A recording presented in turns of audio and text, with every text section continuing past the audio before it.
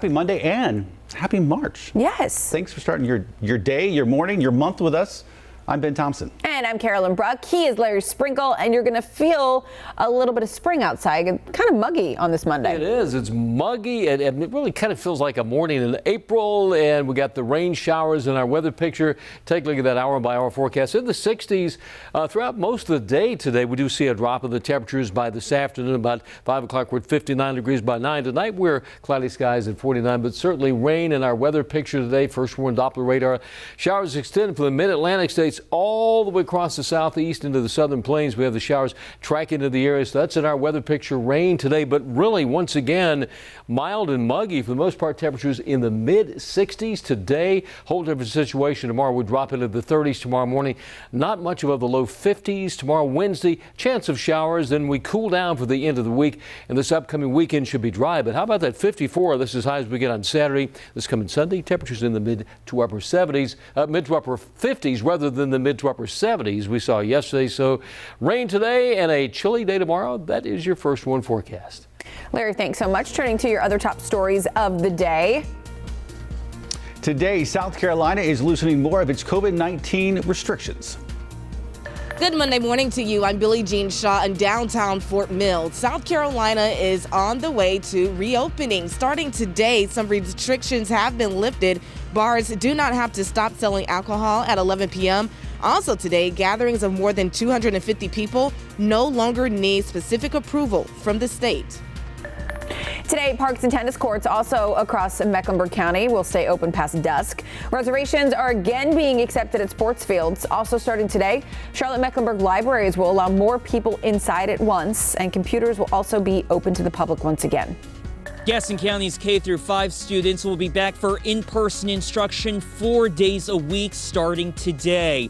The Wednesdays, those will be reserved for cleaning of the classrooms. All the policies will remain the same, but classroom desks will be closer together. Right now, the third COVID-19 vaccine being shipped. Johnson & Johnson's vaccine approved by the FDA this weekend. Officials say the first doses could be given out as soon as tomorrow. The North Carolina Department of Health says they expect to get somewhere between 30 and 60,000 initial doses. South Carolina leaders aren't exactly sure how many they'll get.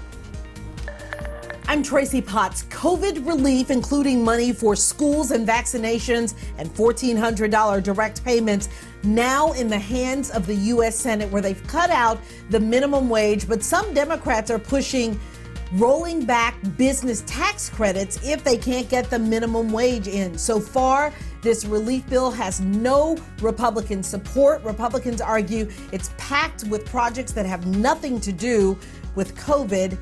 Once it comes up for a vote, that may now have to go back to the House to take another look, since it won't include the minimum wage. Time now to connect the dots when we make the news make sense. Today's the beginning of Women's History Month. It actually took quite a while for women to gain the recognition they deserve. Women's History Month celebrates centuries of accomplishments, but the holiday itself is still fairly new. Let's connect the dots. The movement was started in the late 1970s by a school teacher named Molly Murphy McGregor.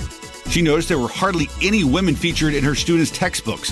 In 1978, she started a Women's History Week in her California school district that was quickly picked up by other teachers.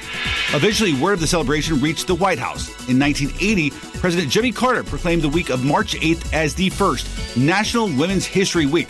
President Reagan followed suit, issuing a proclamation for the celebration each year. It took a few more years for women to get a whole month dedicated to their contributions. The Women's National History Project lobbied Congress for a longer holiday. In 1987, they finally passed a proclamation establishing Women's History Month. And that is connecting the dots. Now to some stories to keep you and your family safe and sound today. We all have a little COVID fatigue, but it turns out if you want a safe way to get out of the house, you should head to a museum. According to a new study from Germany, museums are among the safest indoor activities. Researchers say people are typically spread out. Museums are much larger than other indoor spaces. They're also known to have unusually good airflow. It's all to protect the artwork that's on display. The study found the riskiest indoor activities are dining indoors or exercising in a gym. Even more reason to go visit one of our wonderful local museums. Exactly right. Well, are you a second screener? Spoiler alert, you probably are. And it could be costing you your focus. A new survey from OnePoll finds that 9 in 10 people use their phone or computer while watching TV. Experts say this actually makes what we're watching less enjoyable. A third of people say it causes fights with their significant other, so I guess I'm not alone. You are not alone. But guess what? We don't mind That's if right. you have a second screen when you're watching us. Just make sure you watch us every morning starting at 4:30 a.m. on Wake Up Charlotte.